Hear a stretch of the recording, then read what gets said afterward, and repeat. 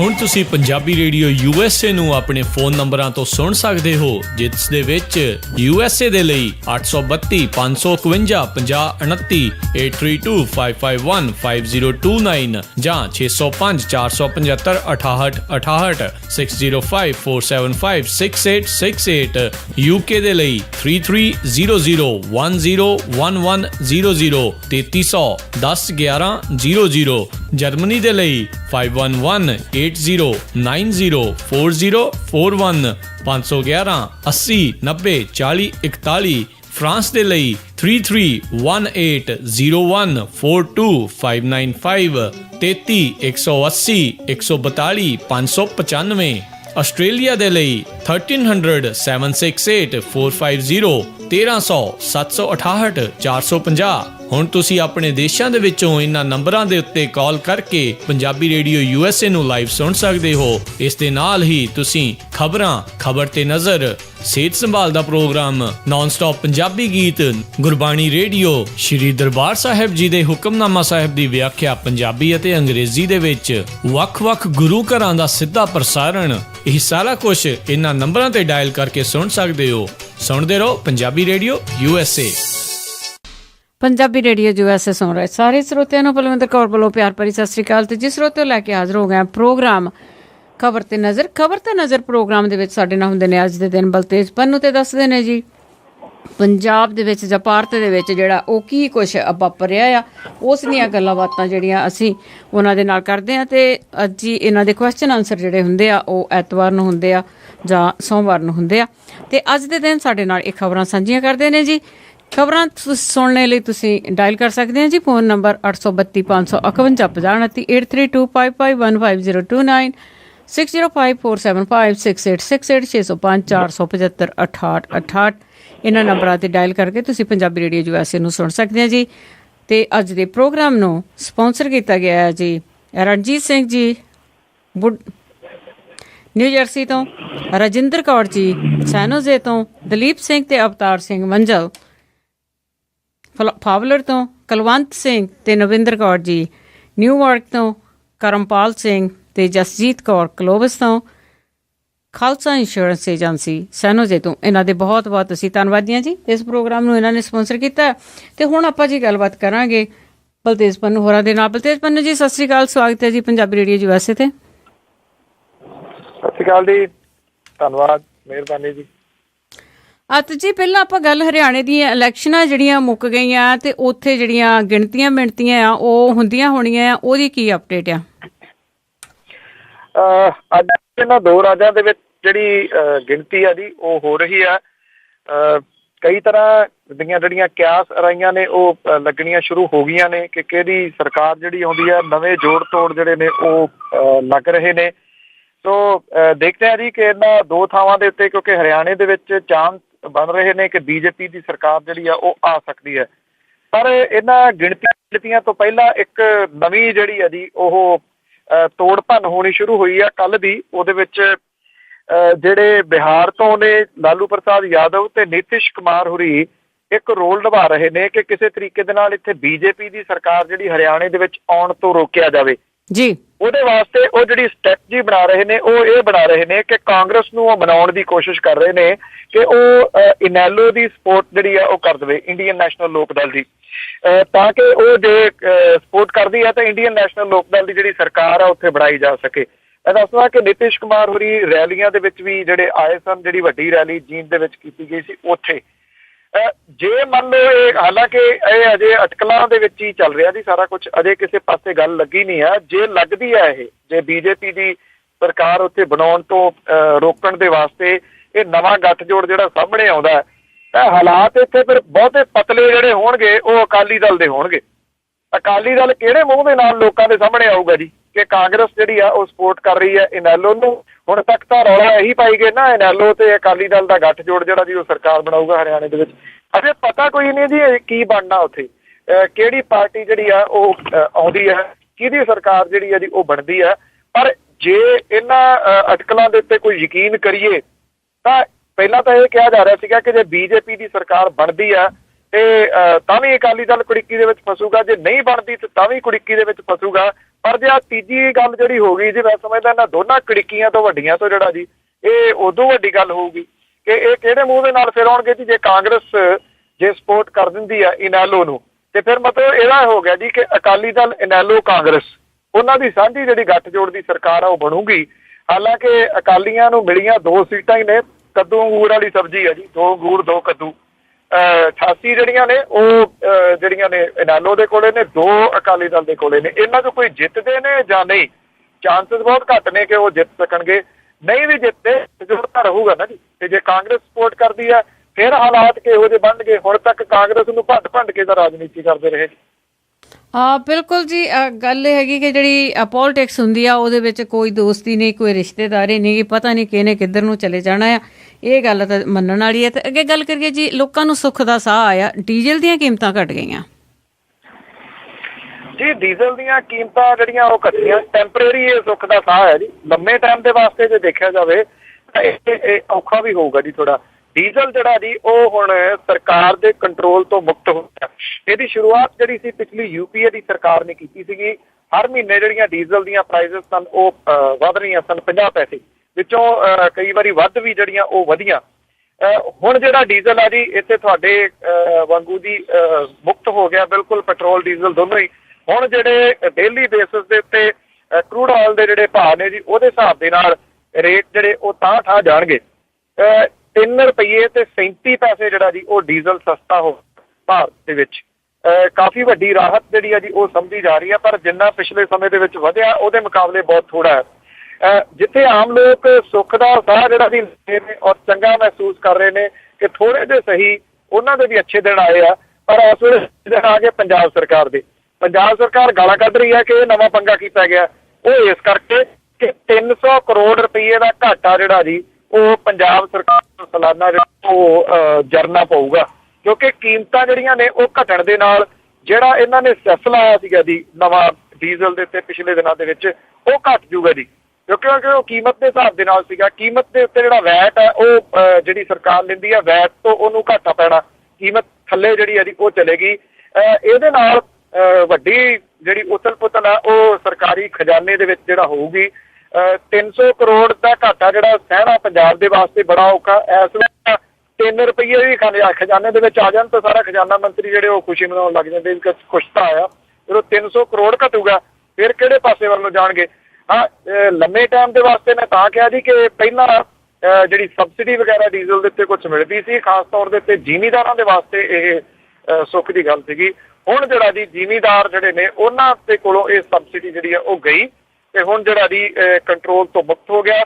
ਆਪਣੇ ਚਾਹੇ ਤਰੀਕੇ ਦੇ ਨਾਲ ਜਿਹੜੀਆਂ ਕੰਪਨੀਜ਼ ਨੇ ਉਹ ਹੁਣ ਰੇਟ ਜਿਹੜਾ ਜੀ ਉਹ ਲਿਆ ਕਰਨਗੀਆਂ, ਤਾਂ ਜਿਹੜਾ ਜੀ ਉਹ ਕਰਿਆ ਕਰਨਗੀਆਂ। ਹਾਲਾਂਕਿ ਇੰਟਰਨੈਸ਼ਨਲ ਮੰਡੀ ਦੇ ਨਾਲ ਜੁੜਿਆ ਰਹੂਗਾ, ਪਰ ਇੱਕ ਗੱਲ ਚੰਗੀ ਜਿਹੜੀ ਹੋਈ ਹੈ ਜੀ ਕੰਟਰੋਲ ਮੁਕਤ ਹੋਣ ਦੇ ਨਾਲ, ਲੁੱਟ ਤਾਂ ਦੋਵੇਂ ਹੱਥੀ ਪਹਿਲਾਂ ਵੀ ਇਹ ਜਿਹੜੀਆਂ ਕੰਪਨੀਆਂ ਮਚਾ ਰਹੀਆਂ ਸਨ। ਕਰੂਡ ਆਇਲ ਦੀ ਕੀਮਤ ਜਿਹੜੀ ਆ ਪਹਿਲਾਂ ਵੀ ਘੱਟਦੀ ਸੀਗੀ, ਪਰ ਇਹ ਕੰਪਨੀਆਂ ਜਿਹੜੀਆਂ ਉਹ ਰੇਟ ਨਹੀਂ ਸਨ ਘਟਾਉਂਦੀਆਂ। ਹੁਣ ਉਹਨਾਂ ਨੂੰ ਮਜਬੂਰੀ ਵਾਸਤੇ ਜਿਹੜਾ ਜੀ ਉਹ ਰੇਟ ਘਟਾਉਣਾ ਪਿਆ ਕਰੂਗਾ। ਹਾਂ, ਜੇ ਵਾਧਾ ਉਹ ਵਧਾਉਂਦਿਆਂ ਵੀ ਉਹਨਾਂ ਨੇ ਫਿਰ ਮਿਹਨਤੀ ਲਾਇਆ ਕਰਨਾ ਜੀ। ਹੁਣ ਇਹਦੇ ਵਾਸਤੇ ਕੋਈ ਜਲਸੇ ਬਜ਼ਾਰੇ ਜਿਹੜੇ ਉਹ ਕੋਈ ਮਾਇਨੇ ਨਹੀਂ ਰੱਖਣ। ਜੀ ਜੀ। ਤੇ ਅੱਗੇ ਗੱਲ ਕਰੀਏ ਜੀ, ਕੱਲ੍ਹ ਵੀ ਆਪਾਂ ਗੱਲ ਕੀਤੀ ਜਿਵੇਂ ਮਠਿਆਈ ਆ, ਮਠਿਆਈ ਦੇ ਵਿੱਚ ਜਿਸ ਤਰ੍ਹਾਂ ਆਪਾਂ ਦੱਸਦੇ ਹਾਂ ਕਿ ਉਹਦੇ ਵਿੱਚ ਮਿਲਾਵਟ ਬਹੁਤ ਆ, ਖੋਏ ਦੀ ਜਗ੍ਹਾ ਤੇ ਬਹੁਤ ਕੁਝ ਪਾਇਆ ਜਾਂਦਾ ਆ। ਕੀ ਜਿਹੜੀ ਆ ਉਸ ਤੇ ਕੋਈ ਕੰਟਰੋਲ ਹੈ? ਕੋਈ ਕੰਟਰੋਲ ਨਹੀਂ ਜੀ। ਇਹ ਤਾਂ ਜ਼ਹਿਰ ਜਿਹੜੀ ਆ ਲੋਕਾਂ ਦੇ ਵਾਸਤੇ ਪਰੋਸੀ ਜਾ ਰਹੀ ਹੈ। ਥਾਂ ਥਾਂ ਦੇ ਉੱਤੇ ਛਾਪੇਮਾਰੀ ਕਰਕੇ ਜਿਹੜੇ ਮੱਖੀਆਂ ਮੱਛਰ ਦੇ ਨਾਲ ਭਰੇ ਹੋਏ ਰਸਗੁੱਲੇ, ਗੁਲਾਬ ਜਾਮਨਾਂ ਜਿਹੜੀਆਂ ਦੀ ਉਹ ਫੜੀਆਂ ਜਾ ਰਹੀਆਂ ਨੇ। ਲੋਕਾਂ ਦੀ ਸਿਹਤ ਦੇ ਨਾਲ ਜਿਹੜਾ ਜੀ ਉਹ ਜ਼ਬਰਦਸਤ ਖਿਲਵਾੜ ਹੋ ਰਿਹਾ ਹੈ। ਹਰ ਸਾਲ ਜਦੋਂ ਇਹ ਸਾਰਾ ਵਰਤਾਰਾ ਹੋ ਗਿਆ ਜੀ, ਹੁਣ ਤਾਂ ਹਰ ਸਾਲ ਦਾ ਹੀ ਲੋਕਾਂ ਦੇ ਵਿੱਚ ਅਵੇਅਰਨੈਸ ਤਾਂ ਆ ਰਹੀ ਹੈ ਜੀ, ਪਰ ਜਿਸ ਪੱਧਰ ਦੀ ਆਉਣੀ ਚਾਹੀਦੀ ਆ ਉਸ ਪੱਧਰ ਦੀ ਅਵੇਅਰਨੈਸ ਜਿਹੜੀ ਆ ਉਹ ਨਹੀਂ ਹੈਗੀ ਜੀ ਅਜੇ ਵੀ। ਸ਼ਾਇਦ ਪੁਰਾਣੇ ਬਜ਼ੁਰਗਾਂ ਦੀਆਂ ਕਹਾਵਤਾਂ ਠੀਕ ਨੇ ਕਿ ਹਲਵਾਈਆਂ ਦਾ ਬਣਦਾ ਨਹੀਂ ਵੇਖੀਦਾ, ਇਸ ਕਰਕੇ ਬਣਦਾ ਨਹੀਂ ਵੇਖੀਦਾ ਜੀ। ਉੱਥੇ ਇਹ ਨਹੀਂ ਪਤਾ ਕਿ ਜਿਹੜਾ ਹਲਵਾਈ ਆ ਉਹ ਕੀ ਕਰ ਰਿਹਾ। ਬਰਫੀ ਕੱਟਦਾ ਇੱਕ ਹਲਵਾਈ ਜਿਹੜਾ ਸੀਗਾ, ਜਿਹੜੀ ਛੁਰੀ ਨਾਲ ਬਰਫੀ ਕੱਟ ਰਿਹਾ ਸੀ, ਉਹਦੀ ਪਿੱਠ ਤੇ ਖੁਰਕ ਹੁੰਦੀ ਆ, ਉਹਦੇ ਨਾਲ ਖੁਰਕ ਕਰ ਲੈਂਦਾ ਜੀ। ਮੁੜ ਕੇ ਜਿਹੜੀ ਨਾਲ ਦੀ ਨਾਲ ਬਰਫੀ ਕੱਟਣ ਲੱਗ ਜਾਂਦਾ। ਲੋਕ ਵਰਕ ਵਾਲੀ ਜਿਹੜੀ ਬਰਫੀ ਆ ਨਾ ਜੀ ਬੜੇ ਚਾਅ ਨਾਲ ਖਾਂਦੇ ਆ। ਚਾਂਦੀ ਦਾ ਵਰਕ ਜਿਹੜਾ ਨਿਰਸੰਦੇਹ ਪੁਰਾਣੇ ਲੋਕ ਕਹਿੰਦੇ ਨੇ ਕਿ ਸਿਹਤ ਦੇ ਵਾਸਤੇ ਬੜਾ ਚੰਗਾ ਹੁੰਦਾ। ਤੁਸੀਂ ਹੈਰਾਨ ਹੋਵੋਗੇ ਇੱਥੇ ਐਲੂਮੀਨੀਅਮ ਦਾ ਵਰਕ ਬਣ ਕੇ ਆ ਰਿਹਾ ਜੀ। ਐਲੂਮੀਨੀਅਮ ਦਾ ਜਿਹੜਾ ਵਰਕ ਹੈ ਉਹ ਉਹਦੇ ਉੱਤੇ ਬਰਫੀ ਤੇ ਲਾਇਆ ਜਾ ਰਿਹਾ। ਐਲੂਮੀਨੀਅਮ ਦੇ ਭਾਂਡੇ ਦੇ ਵਿੱਚ ਕੋਈ ਸਬਜ਼ੀ ਭਾਜੀ ਬਣਾਉਣੀ, ਚਾਹ ਪਾਣੀ ਜਿਹੜਾ ਬਣਾਉਣਾ, ਉਹਨੂੰ ਵੀ ਖਤਰਨਾਕ ਜਿਹੜਾ ਜੀ ਉਹ ਡਾਕਟਰ ਦੱਸਦੇ ਨੇ, ਕਿਉਂਕਿ ਕੈਂਸਰ ਜਿਹੜਾ ਉਹ ਪ੍ਰੋਡਿਊਸ ਕਰਦਾ ਇਹ ਐਲੂਮੀਨੀਅਮ ਜਿਹੜਾ ਜੀ। ਐਲੂਮੀਨੀਅਮ ਦੇ ਭਾਂਡੇ ਵਰਤਨੇ ਜਿਹੜੇ ਉਹ ਖਤਰਨਾਕ ਨੇ ਇਸ ਵੇਲੇ। ਪਰ ਜੇ ਐਲੂਮੀਨੀਅਮ ਦਾ ਵਰਕ ਬਣਿਆ ਹੋਇਆ ਹੋਵੇ ਤੇ ਉਹ ਤੁਹਾਡੇ ਜਿਹੜੀਆਂ ਮਠਿਆਈਆਂ ਨੇ ਉਹਦੇ ਉੱਤੇ ਲੱਗ ਕੇ ਆਵੇ ਤੇ ਫਿਰ ਉਹ ਤੁਹਾਡੇ ਅੰਦਰ ਕਿਹੋ ਜਿਹੀ ਤਰਸੱਲੀ ਮਚਾਊਗਾ, ਤੁਸੀਂ ਅੰਦਾਜ਼ਾ ਜਿਹੜਾ ਜੀ ਉਹ ਲਾ ਸਕਦੇ ਹੋ। ਸੋ ਦਾ ਕੈਂਸਰ ਜਿਹੜਾ ਜੀ ਉਹ ਲੋਕ ਖਾ ਰਹੇ ਨੇ। ਇਸ ਕਰਕੇ ਫਿਰ ਪਤਾ ਜੀ ਕਿ ਬਚੋ ਜੇ ਬਚਿਆ ਜਾ ਸਕਦਾ। ਇਸ ਵਾਰੀ ਜਿਹੜੀ ਦੀਵਾਲੀ ਆ, ਜਿੰਨੇ ਲੋਕ ਇਹ ਕਹਿ ਸਕਣ ਕਿ ਅਸੀਂ ਪਟਾਕਿਆਂ ਤੋਂ ਰਹਿਤ ਮਨਾਵਾਂਗੇ, ਮਠਿਆਈ ਤੋਂ ਰਹਿਤ ਮਨਾਵਾਂਗੇ, ਔਰ ਇਹ ਜਿਹੜੇ ਪੈਸੇ ਤੁਸੀਂ ਪਟਾਕਿਆਂ ਦੇ ਉੱਤੇ ਫੂਕਣੇ ਨੇ ਜਾਂ ਮਠਿਆਈਆਂ ਦੇ ਉੱਤੇ ਫੂਕਣੇ ਨੇ, ਇਹਨਾਂ ਨੂੰ ਕਿਸੇ ਚੱਜ ਦੇ ਕੰਮ ਦੇ ਵਾਸਤੇ ਲਾ ਦਿਓ। ਕਿਸੇ ਜਿਹੜੇ ਗਰੀਬ ਲੋਕ ਨੇ ਜੀ ਉਹਨਾਂ ਦੇ ਬੱਚਿਆਂ ਦੇ ਕੱਪੜੇ ਉਹਨਾਂ ਨੂੰ ਬਣਾ ਕੇ ਦੇ ਦਿਓ, ਤਾਂ ਕਿ ਉਹ ਵੀ ਥੋੜਾ ਦੀਵਾਲੀ ਜਿਹੜੀ ਹੈ ਜੀ ਉਹ ਮਾਣ ਲੈਣ। ਇਹ ਫੂਕੋ ਨਾ। ਜੇ ਕਿਸੇ ਤਰੀਕੇ ਨਾਲ ਹੋ ਸਕਦਾ ਐਨਵਾਇਰਨਮੈਂਟ ਜਿਹੜਾ ਜੀ ਪਵਨ ਗੁਰੂ ਪਾਣੀ ਪਿਤਾ ਵਾਲਾ ਜਿਹੜਾ ਸ਼ਬਦ ਹੈ, ਕਿਸੇ ਤਰੀਕੇ ਦੇ ਨਾਲ ਅਸੀਂ ਉਹਦੇ ਉੱਤੇ ਥੋੜਾ ਬਹੁਤਾ ਅਮਲ ਕਰ ਸਕੀਏ। ਇਹ ਪੁਰਜ਼ੋਰ ਅਪੀਲ ਹੈ ਜੀ। ਇੱਕ ਤਾਂ ਤੁਹਾਡੀ ਸਿਹਤ ਦੇ ਨਾਲ ਖਿਲਵਾੜ ਹੈ, ਇੱਕ ਤੁਹਾਡੀ ਜੇਬ ਦੇ ਨਾਲ ਖਿਲਵਾੜ ਹੈ। ਜੇ ਸਿਹਤ ਦੇ ਨਾਲ ਖਿਲਵਾੜ ਰੋਕਣਾ, ਜੇਬ ਦੇ ਨਾਲ ਖਿਲਵਾੜ ਰੋਕਣਾ, ਤਾਂ ਇਹਦੇ ਵਾਸਤੇ ਜਿਹੜਾ ਹਰ ਇੰਡੀਵਿਜੂਅਲ ਹੈ ਜੀ, ਜੇ ਉਹ ਕੋਸ਼ਿਸ਼ ਕਰੇ ਤਾਂ ਕੁਛ ਨਾ ਕੁਛ ਜਿਹੜਾ ਜੀ ਹੋ ਸਕਦਾ।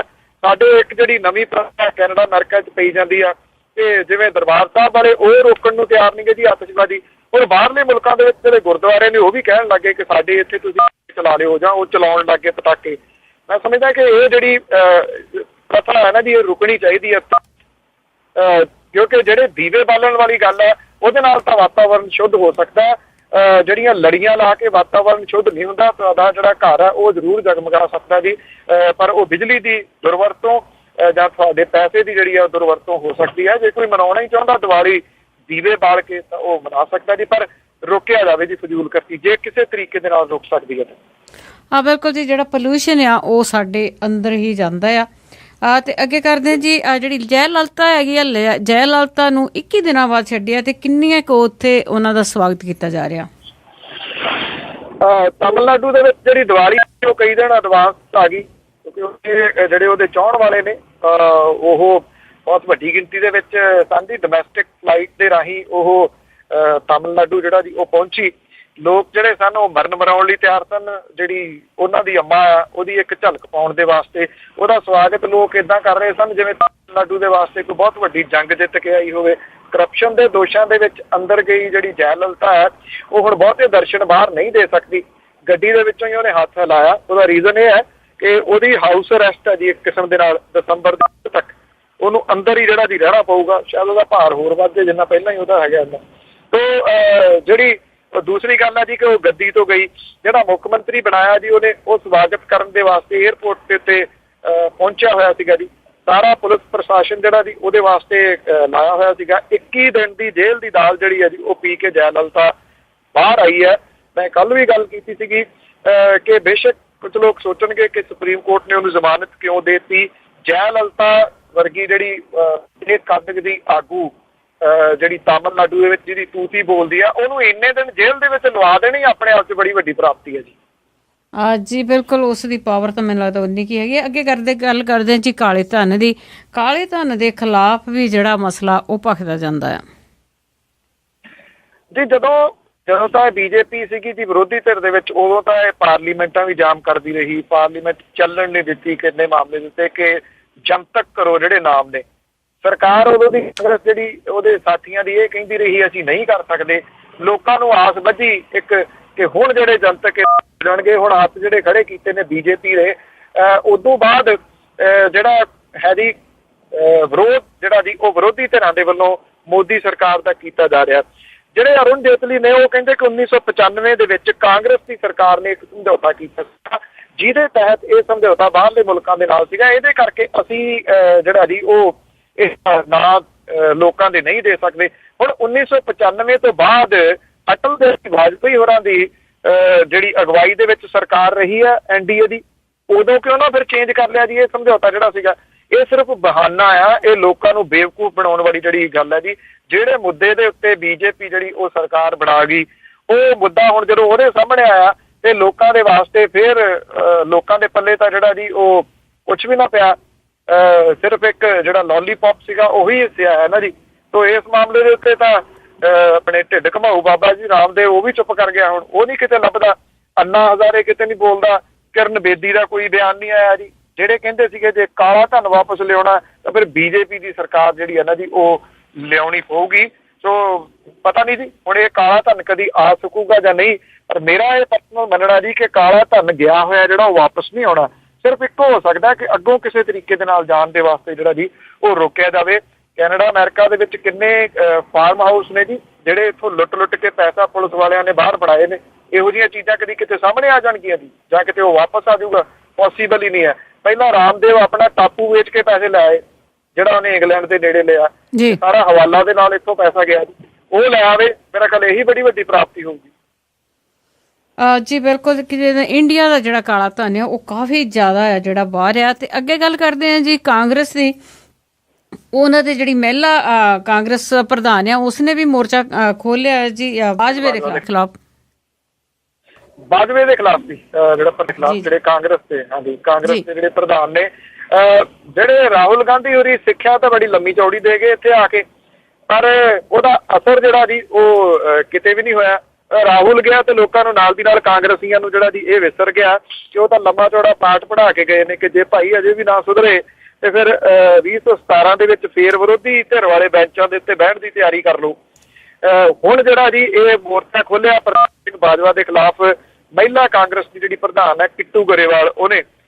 ਹਾਲਾਂਕਿ ਕਿੱਟੂ ਗਰੇਵਾਲ ਵਾਲਾ ਮਾਮਲਾ ਆਪਣੇ ਆਪ ਦੇ ਵਿੱਚ ਬੜਾ ਸਨਸਨੀਖੇਜ ਮਾਮਲਾ ਹੈ। ਉਹ ਕਹੀ ਜਾਂਦੀ ਆ ਕਿ ਮੈਨੂੰ ਜਿਹੜਾ ਜੀ ਹਾਈ ਕਮਾਂਡ ਨੇ ਥਾਪਿਆ। ਹਾਈ ਕਮਾਂਡ ਤੋਂ ਉਹਦੇ ਕੋਲੇ ਪੇਪਰ ਕਿੱਥੋਂ ਆ ਗਏ ਇਹ ਥਾਪਣ ਵਾਲੇ, ਇਹ ਕਿਸੇ ਨੂੰ ਨਹੀਂ ਪਤਾ। ਰਾਹੁਲ ਗਾਂਧੀ ਇਹ ਕਹਿ ਗਏ ਕਿ ਮੈਂ ਇਹਦੀ ਜਾਂਚ ਕਰਾਊਂਗਾ ਕਿ ਕਿੱਟੂ ਗਰੇਵਾਲ ਨੂੰ ਕਿਹਨੇ ਪ੍ਰਧਾਨ ਬਣਾਇਆ ਮਹਿਲਾ ਕਾਂਗਰਸ ਦਾ। ਉਹ ਕਹਿੰਦੀ ਆ ਜੀ ਕਿ ਪ੍ਰਤਾਪ ਸਿੰਘ ਬਾਜਵਾ ਹੋਰਾਂ ਨੇ ਜਾਣ ਬੁੱਝ ਕੇ ਉਹਨੂੰ ਰਾਹੁਲ ਗਾਂਧੀ ਨੂੰ ਨਹੀਂ ਮਿਲਣ ਦਿੱਤਾ, ਕਿਉਂਕਿ ਉੱਥੇ ਜਿਹੜੀਆਂ ਤਿਗੜਮਬਾਜ਼ੀਆਂ ਸੀਗੀਆਂ ਉਹ ਇਹੀ ਚੱਲਦੀਆਂ ਰਹੀਆਂ ਨੇ ਕਿ ਕਿਹੜੇ ਕਿਹਨੂੰ ਮਿਲਦਾ, ਕਿਹਨੂੰ ਮਿਲਣ ਦੇਣਾ, ਕਿਹਨੂੰ ਨਹੀਂ ਮਿਲਣ ਦੇਣਾ। ਠੀਕ ਉਸੇ ਤਰੀਕੇ ਦੇ ਨਾਲ ਜਿਵੇਂ ਬੀਤੀਆਂ ਵਿਧਾਨ ਸਭਾ ਚੋਣਾਂ ਦੇ ਦੌਰਾਨ ਕੈਪਟਨ ਅਮਰਿੰਦਰ ਸਿੰਘ ਹੋਰੀ ਮਾਲਵੇ ਦੇ ਵਿੱਚ ਬੈਠੇ ਇਸ ਗੱਲ ਦੀਆਂ ਡਿਊਟੀਆਂ ਲਾਉਂਦੇ ਸੀ ਕਿ ਆਹ ਕਾਂਗਰਸੀ ਤੁਸੀਂ ਹਰਾਉਣੇ ਨੇ।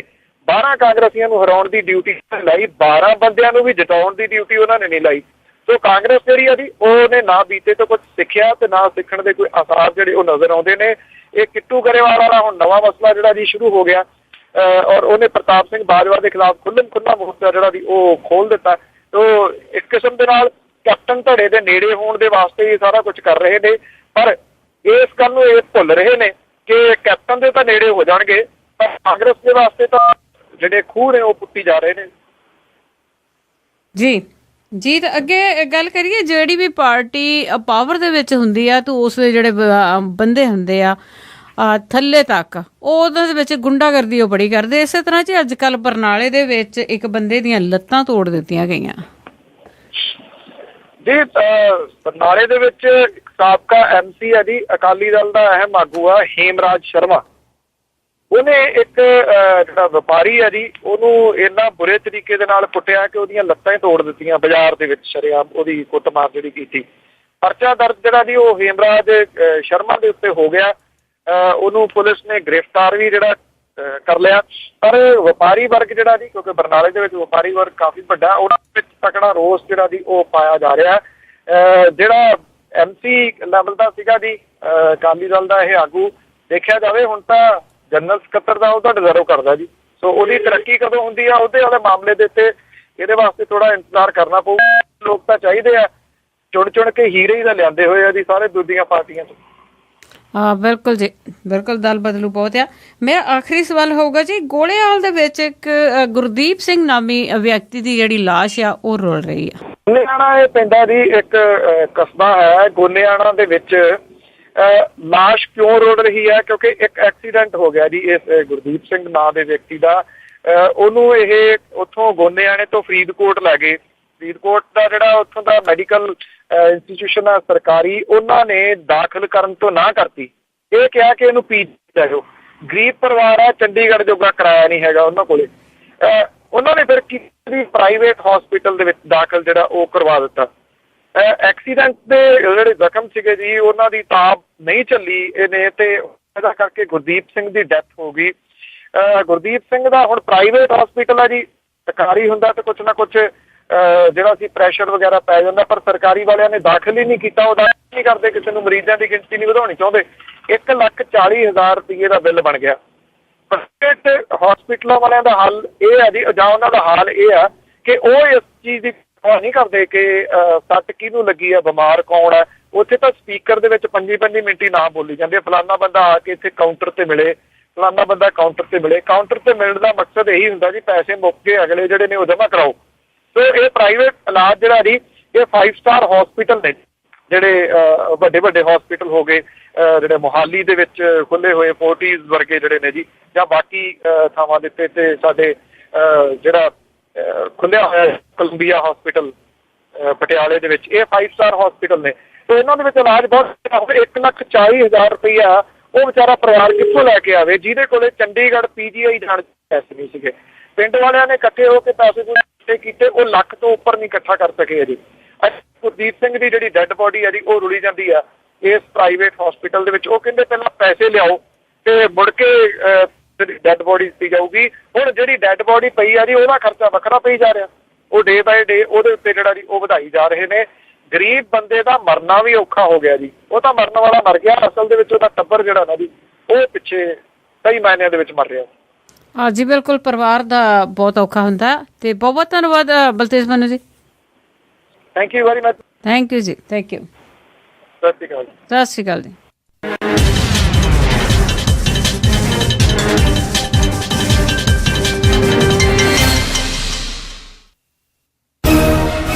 ਚੌਵੀ ਘੰਟਿਆਂ ਦੇ ਵਿੱਚ ਕਿਹੜੀਆਂ ਘਟਨਾਵਾਂ ਬਣੀਆਂ ਸੁਰਖੀਆਂ? ਪੰਜਾਬ, ਭਾਰਤ, ਪਾਕਿਸਤਾਨ, ਅਮਰੀਕਾ ਅਤੇ ਵਿਸ਼ਵ ਭਰ ਦੀਆਂ ਖਬਰਾਂ। ਕਿਹੜੇ ਸਿਆਸਤਦਾਨ ਨੇ ਕੀ ਕਿਹਾ, ਕੀ ਕਰ ਰਹੀ ਹੈ ਸਰਕਾਰ, ਕੀ ਵਿਰੋਧੀ ਧਿਰ ਆਪਣਾ ਰੋਲ ਨਿਭਾ ਰਹੀ ਹੈ। ਟੈਕਸੀ ਟਰੱਕ ਇੰਡਸਟਰੀ ਦੀਆਂ ਖਬਰਾਂ ਤੇ ਰਹੇਗੀ ਸਾਡੀ ਅੱਖ।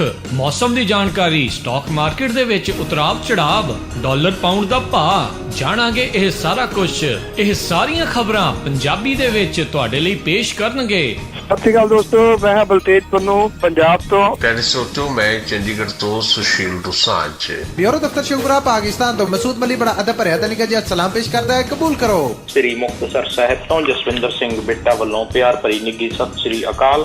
ਸੈਨੋਜ਼ੇ ਸਟੂਡੀਓ ਤੋਂ ਮੈਂ ਰਾਜਕਰਨਵੀਰ ਸਿੰਘ, ਮੈਂ ਹਰਜੋਤ ਸਿੰਘ ਖਾਲਸਾ ਅਤੇ ਮੈਂ ਗੁਰਸਿਮਰਨ ਸਿੰਘ। ਦਿਨ ਭਰ ਦੇ ਵਿੱਚ ਅੱਡ-ਅੱਡ ਸਮਿਆਂ ਤੇ ਸੁਣਨਾ ਨਾ ਭੁੱਲਿਓ, ਸਿਰਫ ਪੰਜਾਬੀ ਰੇਡੀਓ USA ਤੇ। ਵਧੇਰੇ ਜਾਣਕਾਰੀ ਲਈ ਕਾਲ ਕਰੋ 408 272 5200, 408272 5200 ਜਾਂ 408 722 7698, 408722 7698।